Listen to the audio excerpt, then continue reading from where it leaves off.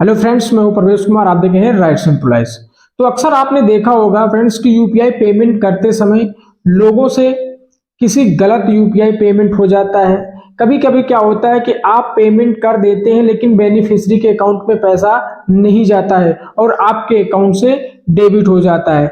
या कभी कभी आपके भी साथ देखा होगा कि आपका यूपीआई जो पेमेंट करते हैं वो पेंडिंग में ही रहता है लेकिन आपके अकाउंट से पैसे कट जाते हैं। तो फ्रेंड्स, अगर आपको पैसे कट गए हैं तो आपको कैसे रिटर्न पाना है, मैं आपको इस वीडियो में कंप्लीट डिटेल्स बताएंगे कि आप अपना पैसा 24 आवर्स में कैसे रिटर्न पा सकते हैं।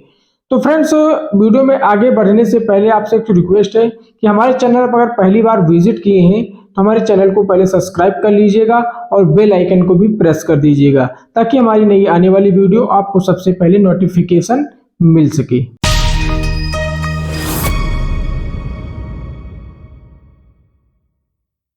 देखिए दोस्तों, सबसे पहला तरीका होता है कि आप कस्टमर केयर पे फोन कर सकते हैं 1800-120-1740 पर कॉल करके भी आप अपनी कंप्लेन को दर्ज करा सकते हैं। दूसरा तरीका होता है कि आप अपने कंप्लेन को ऑनलाइन रजिस्टर भी कर सकते हैं। वो कैसे रजिस्टर करना है वो आप अपने फोन से भी रजिस्टर कर सकते हैं। तो चलिए मैं आपको बताता हूं कि आप कैसे ऑनलाइन रजिस्टर अपने कंप्लेन को कर सकते हैं। उसमें आप 24 आवर्स में भी अपने पैसे को रिटर्न पा सकते हैं। तो सबसे पहली बात ये हम आपको बता दें कि अगर आपका ट्रांजैक्शन किसी गलत अकाउंट में ट्रांसफर हो गया है या कि आप किसी के बेनिफिशियरी के अकाउंट में भेजा है लेकिन उनके अकाउंट में क्रेडिट नहीं हुआ है लेकिन आपके अकाउंट से डेबिट हो चुका है, तो भी आप कंप्लेन को दर्ज करा सकते हैं। वो 24 आवर्स में आपका पैसा रिटर्न हो जाएगा। तो दोस्तों, सबसे पहले मैं आपको बता दूं कि अगर आप सबसे पहले आपको 24 आवर्स को वेट कर लेना है, क्योंकि अक्सर अगर कहीं रॉन्ग पेमेंट कर जाता है तो वापस आने में आपको 24 घंटे का समय लगता है, वो आपका पैसा रिटर्न ऑटोमेटिकली आ जाता है। अदरवाइज जैसे कि इन केस अगर आपके अकाउंट में पैसे वापस नहीं आते हैं तो आप ऑनलाइन कंप्लेन दर्ज कर दे सकते हैं। और कैसे कंप्लेन दर्ज करना है वो मैं आपको बताने वाला। तो दोस्तों, सबसे पहले अपने फोन के क्रोम ब्राउजर में आना होगा।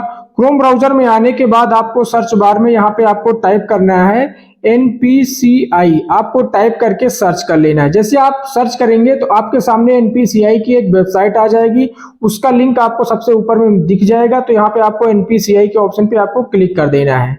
जैसे आप क्लिक करेंगे तो फ्रेंड्स आप NPCI की वेबसाइट पर आ जाएंगे। तो यहाँ पे आप अपना यूपीआई से लेकर के कोई भी ट्रांजैक्शन हुआ है, गलत हो गया है, किसी अदर अकाउंट में ट्रांसफर हो गया है, आपका अकाउंट पेमेंट जो है पेंडिंग में है या फिर आपके अकाउंट से डेबिट हो चुका है लेकिन पेमेंट भी पेंडिंग में बता रहा है, तो यहाँ से आप ऑनलाइन कंप्लेन दर्ज कर सकते हैं।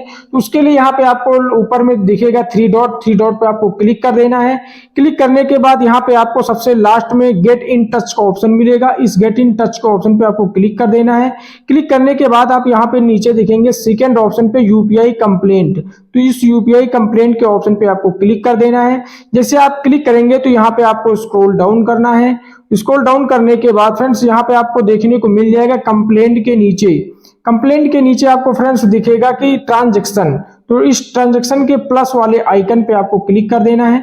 क्लिक करने के बाद यहाँ पे आपको पूरा अपना फॉर्म को फिलअप करना होगा। तो फिलअप कैसे करना है, तो सबसे पहले आपको पूछा जाएगा नेचर टू ट्रांजैक्शन में आपको किसी के पर्सन टू पर्सन यानी कि आप किसी पर्सन से पर्सन को ही ट्रांसफर किया है तो आपको ऊपर वाला सिलेक्ट किया है करना पड़ेगा, या आप पर्सन टू मर्चेंट, अगर आप किसी दुकानदार या किसी मर्चेंट को पेमेंट किया है तो यहाँ पे आपको सेकंड वाले ऑप्शन को सिलेक्ट कर लेना है।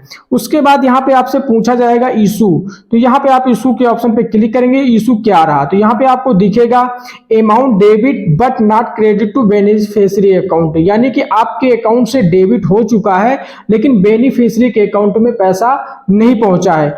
तो ऐसा अगर आपके साथ हुआ है तो आपको पहला वाला ऑप्शन सिलेक्ट करना है। और दूसरा क्या है कि transaction fail but amount debit, यानी कि आपका ट्रांजेक्शन फेल बता दिया लेकिन आपके अकाउंट से पैसा डेबिट हो चुका है, तो आपको यहाँ पे सेकंड वाले ऑप्शन पे क्लिक कर देना है। उसके बाद यहाँ पे तीसरा ऑप्शन है incorrectly transfer to another account, यानी कि गलत अकाउंट में पैसे ट्रांसफर हो गए हैं, तो यहाँ पे आपको तीसरा ऑप्शन सिलेक्ट करना होगा। उसके बाद यहाँ पे आता है फोर्थ ऑप्शन में transaction time out but amount debit in के अकाउंट, यानी कि ट्रांजैक्शन जो आपका जो पेमेंट करते समय टाइम आउट बता दिया है लेकिन अमाउंट आपका अकाउंट से कट गया है, तो यहां से आपको चौथा वाला ऑप्शन को सिलेक्ट करना है। उसके बाद यहाँ पे आपको कई सारी लिस्ट दे रखी है, अगर आपके अकॉर्डिंग जो भी आपके साथ हुआ है यहाँ पे आपको उसको सिलेक्ट कर लेना है। सिलेक्ट करने के बाद यहाँ पे आपको कमेंट, यहाँ पे आपको कमेंट में डाल देना है कि जो क्रेडिट हुआ, जो भी आपके साथ हुआ है कि मैंने पेमेंट किया है और उसके बाद वहां पे नहीं हुआ है। उसके बाद यहाँ पे आपको एक ट्रांजैक्शन आईडी भी मिल जाएगी। अगर आप ट्रांजैक्शन आईडी यहाँ पे जो मिलेगी वो ट्रांजैक्शन आईडी यहाँ पे आपको फिलअप कर देना है। जो भी आपके जो पेमेंट करेंगे वहां पे आपको ट्रांजैक्शन आईडी दिखेगी, उस ट्रांजैक्शन आईडी को यहाँ पे लिख देना है। उसके बाद यहाँ पे आप जो अपने बैंक अकाउंट में लिंक किए हैं, अपने यूपीआई से बैंक को लिंक किया, यहाँ पे आपको अपने बैंक का नाम सिलेक्ट कर देना है। तो यहाँ पे आप कोई जो भी आपका बैंक होगा उस बैंक का नाम यहाँ पे सिलेक्ट कर देना है। उसके बाद यहाँ पे आपको एक वीपीए कोड होता है वो वहां पे आपको डाल देना है। उसके बाद यहाँ पे आपको अमाउंट, कितना अमाउंट आपका डेबिट हुआ है, उसके बाद यहाँ पे आपको अमाउंट डाल देना है। यहाँ पे आपको डेट ऑफ ट्रांजैक्शन, उसके बाद यहाँ पे आपको ट्रांजैक्शन डेट, किस डेट में आपका ट्रांजैक्शन हुआ ये आपको डेट यहाँ पे डाल देनी है। उसके बाद आपको एक ईमेल आईडी डाल देनी है। उसके बाद आपका जो रजिस्टर्ड मोबाइल नंबर है यहाँ पे आपको डाल देना है।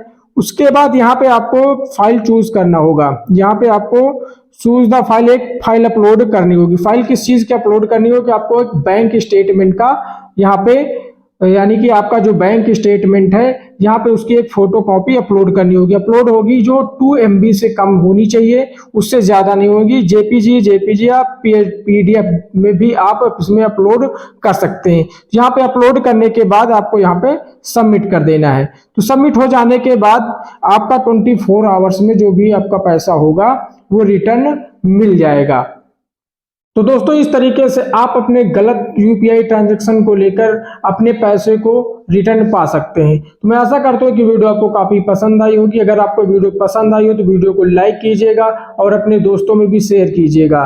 तो दोस्तों अगर आपको किसी अदर टॉपिक पे वीडियो चाहिए तो हमें कमेंट सेक्शन में लिख सकते हैं। अगर आपको इससे संबंधित कोई भी आपके मन में सवाल है या कोई सुझाव है तो भी हमें कमेंट बॉक्स में लिख सकते हैं। तो मिलते हैं किसी एक ऐसे ही लेटेस्ट वीडियो के साथ, तब तक के लिए